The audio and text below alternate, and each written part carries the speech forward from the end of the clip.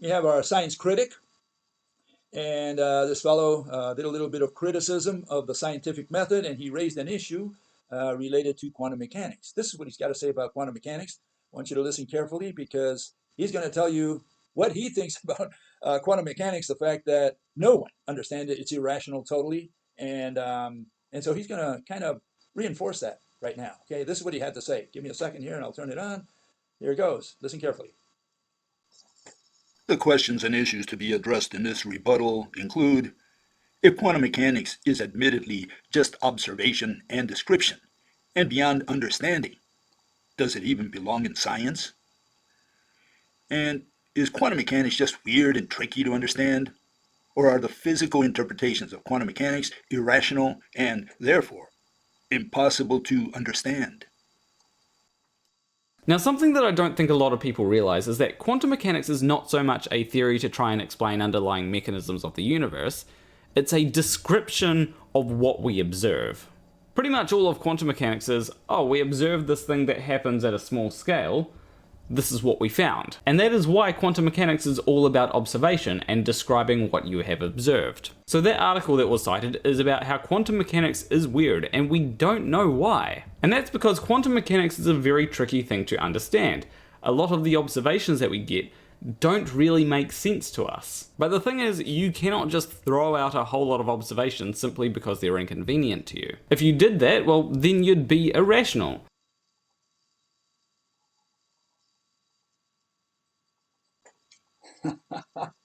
Okay, so that's his point of view. He thinks that if it's irrational, if it's unobservable, you cannot even imagine it, you cannot understand it, but he calls that rational. Because if you throw it away, because we observe the visible things in the lab, if you throw that away, the description, then you're being irrational. You should not throw the observation. But the issue is that we observe the things that we can see, not the things that we can't see. And the things that they can't see, the mathematicians, the particle mathematicians, what they say is the things that they cannot see, they put in the blanks for you. And they say, let us interpret that for you. What's happening in there? That's where we have the problem. We don't have a problem with the description, the mathematical description, where they say, look, this is the equation, this is how fast something went, this is what the mass was, this was the energy. We have no problem with any of that. The issue here is, what is the physical mechanism that had, one particle, assuming it was a particle, right, hit another one? And, we can't see what's the mediators that bring two particles together. We can't see the mediators between two quarks. We can't see the mediators during entanglement. And clearly, there are no mediators proposed by quantum mechanics for gravity. So we can't see the mediators. And so these people like this fellow, he just believes in the establishes. Yeah, but look, the observation is correct. What observation? They couldn't observe what is invisible. Why do they even use the word observe when they cannot observe what we wish them to observe, which is the mediators? Okay, so again, if you can't observe the mediators and you put in there, by hand, sort of force push it in there, and say, well, we know what's happening in there. It's a particle that's mediating that, or it's maybe a concept like field or energy or whatever. Then yeah, then that's where we have a problem. Okay, and so first let's confirm that quantum mechanics is irrational. It's irrational. Why? Because no one, even those proponents of quantum, don't understand it. And a lot of people out there don't understand that the mathematicians don't understand their own quantum mechanics. This is what people don't understand out there. They say, well, sure, they understand it. Otherwise, we wouldn't have the technology we have. We wouldn't have computers, right, if quantum were wrong. That's their logic. And they say, well, we don't understand all that math, but they must be doing something right because they built all these computers, and so they got to know what they're doing. That's their rationale, if you can call it rationale. And so nobody's aware that the mathematicians have no clue whatsoever how quantum mechanics works. If they have no clue whatsoever of how quantum mechanics works, it's an irrational theory, whatever they propose. They have to propose a rational theory that they can understand and pass on to us. Okay, and so here it is. Here you have Dickie Feynman. Okay, he says, "Will you understand what I'm going to tell you?" And say, "You think I'm going to explain it to you so you can understand it? No, you're not going to be able to understand it. You see, my physics students don't understand it either. That is because I don't understand it. Nobody does. While I am describing to you how nature works, you won't understand why nature works that way. In other words, the causes, okay, the mechanism. But you see, nobody understands that. I can't explain why nature behaves in this peculiar way. Then he says in another of his lecture, he says, I think I can safely say that nobody understands quantum mechanics. Do not keep asking yourself if you can possibly avoid it, but how can it be like that? Nobody knows how it can be like that. The more you see how strangely nature behaves, the harder it is to make a model that explains how even the simplest phenomena actually work. So theoretical physics has given up on that.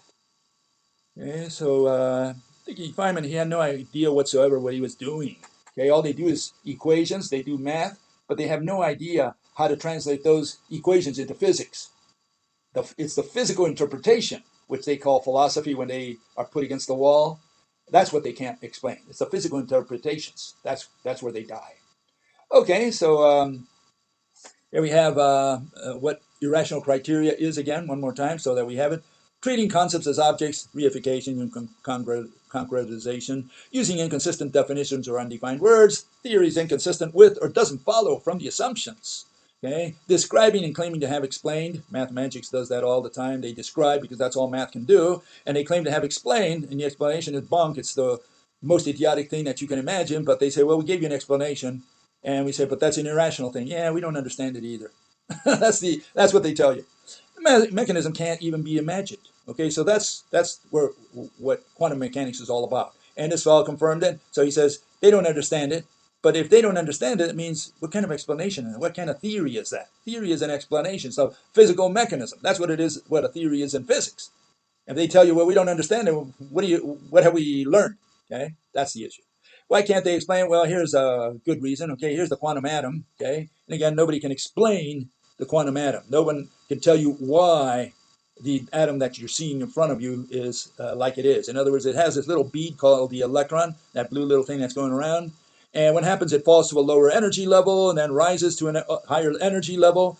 Both concepts, because those are not physical shells or balloons or anything like that, membranes. But what it is, just the electron is simply going back and forth for no reason whatsoever within a region around the atom, the nucleus. Okay, so they cannot explain why it doesn't spontaneously fly out of the atom, and they cannot tell you why it doesn't fall to the center of the atom. That's where the problem is. Okay, and because they have this irrational atom, they have irrational current. You know, electricity. Because what they have is all these electron beads that are moving from one atom to another, and you say, well, before you can explain that, tell me what your atom looks like. And they can't justify their atom, let alone why the beads flow from one atom to another. So the atom that the mathematicians have that call themselves mathematical physicists is an irrational atom, and therefore anything based on that atom is also irrational, especially electricity.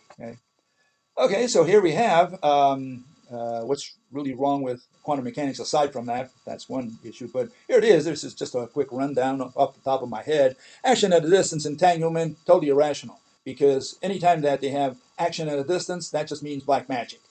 It means they're going to do it with concepts. They're going to put a mathematical concept there, treat it as a physical object, and hope that you don't notice, that you don't realize that. Okay? No such thing as a wave packet. The wave packet says light is both a wave and a thing, a ball. And so how do you reconcile those? In fact, the wave itself is made out of particles. That's what's moving up and down, a bunch of particles. So, the wave packet, draw it. Once you draw it or you illustrate it, then I know what you're talking about. If the wave packet is the mediator of light. And then you have other mathematicians that say, well, light does not need a mediator. So what is it that's traveling if you don't have a mediator? And so they turn it around, they twist the language, they twist the question around. They say, well, it doesn't need a medium through which to travel. What is traveling through a non-medium? What is it that is traveling? So space, assuming space is nothing, which it ain't in mathematical physics, but let's assume it's totally nothing, meaning there's nothing there, absolutely nothing, devoid of particles or whatever. And so they say, well, the photon or the wave packet or the wave can travel through nothing of space because it does not need a medium through which to travel. Yeah, that's got to do with space, with a medium. I'm saying, what is the medium that is traveling through nothing? Okay, and so the question is not that it doesn't need a medium through which to travel. The question is, what is the medium that is traveling, that's doing the traveling through nothing?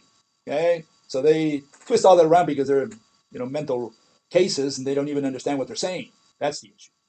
Okay, they have particles at two places at once. Okay, famous superposition and all these words that they invented out there. Then you have particle is not really a particle; it's a wave function. The wave function collapse. That's what a particle is. Okay, it's really a field excitation. That's what a particle is. The word particle means in mathematical physics. What is a field? It's a concept. That's what a field is. There's no physical object called field. Field is just a bunch of numbers. You can look up the word field yourself, and you'll find that it's just a bunch of numbers. Okay, decreasing strength as you leave or get farther away from ground zero. Okay, for whatever it is, gravity, electricity, magnetism. Accelerate a wave function or a field. Which one are you accelerating? Are you accelerating the concept field or are you accelerating the concept wave function when you accelerate a particle? Okay? So this is the issue. They're reifying all these concepts. Mathematics does that all the time. Particle can't produce pull. So even if you do have a particle, how do you produce pull with that particle? I mean, do whatever you want with your particle. Just take the particle and tell me how you pull with it. Negative momentum transfer, is that how you're going to pull? Magical, just change the sign and say now change directions, which is an issue of physics, not an issue of math. Fume has no gravity. To this day, they cannot explain gravity at all, and they never will. You can't explain gravity with particles. So you have to do what? Negative momentum transfer. You got to turn it back into a mathematical nonsense instead of talking about physics. Energy transfer, what is that? How do you transfer energy? Move a mass, wave a wave, etc. And besides the wave, it's just a bunch of vectors. And so whenever you see that transfer wave, all you're seeing is a bunch of moving vectors, which is another irrationality. What they're illustrating has nothing to do with the world of physics. It has to do with mathematics only. They move a charge, and then they have orbital as a region. And they say the orbital prevents the electron beam from flying out of the atom. How can it prevent it if an orbital is a region and a region is a concept? Okay, so this is the issue. They have all these irrationalities, okay, and they get away with all that. Okay, and so here it is. The last point that this fellow made: observation description. He talked about, and that's got nothing to do with science. In science, we don't gawk, observe, and we don't describe. Anybody can describe. I can describe a chair. Am I a scientist because of that? Am I a physicist because I described a chair and say, well, yeah, it's got a seat, a backrest, and 4 legs? Mathematics, right? I describe it mathematically. Is that science because I described a chair? And so, yeah, observation and description have nothing at all to do with science. Science is explanation. That's where you have to break your brain. If you cannot break your brain explaining something, then we have a problem. Okay, then we know that you are not a scientist, meaning you are not a physicist.